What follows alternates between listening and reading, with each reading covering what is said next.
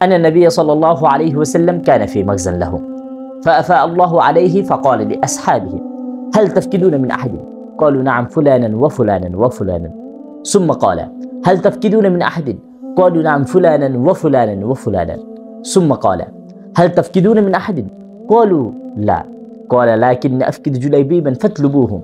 فطلب في القتلى فوجدوه إلى جنب 7 قد قتلهم ثم قتلوهم. فأتى النبي صلى الله عليه وسلم فقال قتل 7 ثم قتلوهم، هذا مني وأنا منهم، هذا مني وأنا منهم.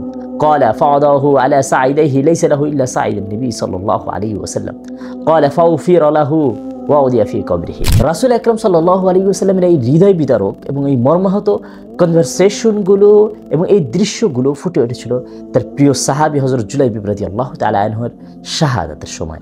কে ছিল সেই জুলাইবিব যার জন্য রাসূলের হৃদয় এতটা উতালা? তিনি ছিলেন একজন কুৎসিত হতদরিদ্র যুবক যার গোত্র বংশ সবই ছিল অজানা। মানুষ তাকে এতটা তুচ্ছ জ্ঞান মনে করত যে তাকে নামই দিয়েছিল জুলাইবিব। কেউ আবার তাকে দামিম বলে ডাকত। মানুষ তাকে নিজেদের ঘরের আঙিনায় যেন আসতে না পারে এর জন্য নিষেধাজ্ঞা জারি করেছিল। অথচ রাসূল আকরাম সাল্লাল্লাহু আলাইহি ওয়াসাল্লামের কাছে এই সাহাবীর মর্যাদা ছিল আকাশচুম্বী। রাসূল আকরাম সাল্লাল্লাহু আলাইহি ওয়াসাল্লাম তার এই প্রিয় সাহাবীর ভালো লাগা, প্রয়োজন, ভালোবাসা সবকিছুর প্রতি সবসময় সচেতন দৃষ্টি রাখতেন। একবার তিনি রাসূল আকরাম সাল্লাল্লাহু আলাইহি ওয়াসাল্লামের কাছে এসে বললেন, ইয়া রাসূলুল্লাহ, আমি যদি শাহাদাত বরণ করি বা আমি যদি মৃত্যু বরণ করি তাহলে কি আমি হুর পাবো? রাসূল আকরাম সাল্লাল্লাহু আলাইহি ওয়াসাল্লাম তার প্রিয় সাহাবীর মর্মযাতনা বুঝতে পারলেন।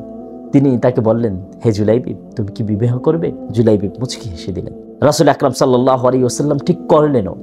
মদিনার সবচেয়ে অভিজাত ফ্যামিলির সবচেয়ে সুন্দরী কন্যাকে তার জন্য প্রস্তাব দিলেন, যে কন্যাকে পাওয়ার জন্য মদিনার সমস্ত মানুষ উন্মুখ হয়ে থাকতো। রাসূল আকরাম সাল্লাল্লাহু আলাইহি ওয়াসাল্লাম প্রস্তাব দেওয়ার পর সেই মহিলাও কত একজন মহান মহিলা ছিলেন, কতটা রাসূলের আদেশের প্রতি অনুগত ছিলেন। সেই প্রস্তাব পাওয়ার সাথে সাথে তিনি গ্রহণ করে নিলেন। যখন এই নতুন দম্পতি প্রেমময় সময় এবং আনন্দঘন মুহূর্ত, অনিন্দ প্রাণবন্ত সময়গুলো কাটাতে ব্যস্ত, ঠিক তখনই যুদ্ধের নাকারা বেজে উঠল। ঘোষণা আসলো, হে রাসূলের সৈনিকরা, হে সাহাবারা, রাসূল আকরাম সাল্লাল্লাহু আলাইহি ওয়াসাল্লাম তোমাদেরকে যুদ্ধের জন্য ডাক দিয়েছে, ইসলামের যুদ্ধের জন্য ডাক দিয়েছে, তোমরা সবাই এসে পড়ো। এই বাণী যখন জুলাইবিবের কর্ণকুহরে পৌঁছল, তিনি তার পরম সুন্দর স্ত্রীর হাতখানা রেখে তিনি তার সঙ্গ ত্যাগ করে তিনি তরবারি নিয়ে ঝাঁপিয়ে পড়লেন। তখন তার শ্বশুর এসে বলল, হে জুলাইবিব, এটা তো সাধারণ একটা যুদ্ধ, তুমি না গেলেও চলবে। তখন জুলাইবিব বললেন, হে আব্বাজান, রাসূল আমাকে ডাক দিয়েছে আল্লাহ তাআলার জিহাদের পথে, আর আমি জুলাইবিব এই অবস্থায় আমার স্ত্রীর সাথে অবসর যাপন করব, জুলাইবিব থাকতে এটা কখনো হতে পারে না। তিনি যুদ্ধের ময়দানে ছুটে গেলেন। তিনি লড়াকু সৈনিকের ন্যায় বীর দর্পে লড়াই করতে লাগলেন, কাফেরদেরকে নস্যাৎ করতে লাগলেন, জাহান্নামে পাঠাতে লাগলেন। যুদ্ধ করতে করতে এই সাহাবী রাসূল আকরাম সাল্লাল্লাহু আলাইহি ওয়াসাল্লামের প্রেমাস্পদ জুলাইবিব শাহাদাতের অমিয়সুধা পান করলেন। যুদ্ধ শেষে যখন তিনি সমস্ত সাহাবাদের খোঁজ করতে লাগলেন, তখন তিনি সাহাবাদেরকে বললেন, তোমরা কাকে কাকে হারিয়েছো? সাহাবারা সবাই নাম বলল।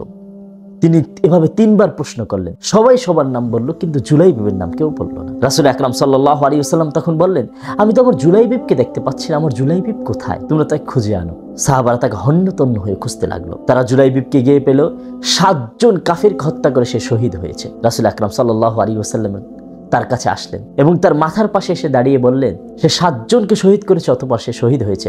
হাদা মিন্নি ওয়া আনা মিনহুম, হাদা মিন্নি ওয়া আনা মিনহুম, সে আমার থেকে, আমি তার থেকে। এভাবে রাসূল আকরাম সাল্লাল্লাহু আলাইহি ওয়াসাল্লাম বলার পরে তার চেহারাটা ডান দিকে ঘুরিয়ে দিলেন এবং সাহাবাদেরকে বললেন, তোমরা কি জানো আমি জুলাইবিবের চেহারাকে ডান দিকে কেন ঘুরিয়ে দিয়েছি? কারণ আমি দেখতেছি জান্নাত থেকে হুরের দলটা তাকে আলিঙ্গন করার জন্য ছুটে আসছে, আর জুলাইবিব একজন ব্যক্তিত্ব সম্পন্ন মর্যাদাবান লোক, এই জন্য আমি তার চেহারা ডান দিকে ঘুরিয়ে দিয়েছি। এরপর রাসূল আকরাম সাল্লাল্লাহু আলাইহি ওয়াসাল্লাম তাকে নিজের উরুতে রাখলেন, তাকে কাফনের কাফন পরালেন এবং নিজেই বহন করে তাকে কবরস্থ করলেন।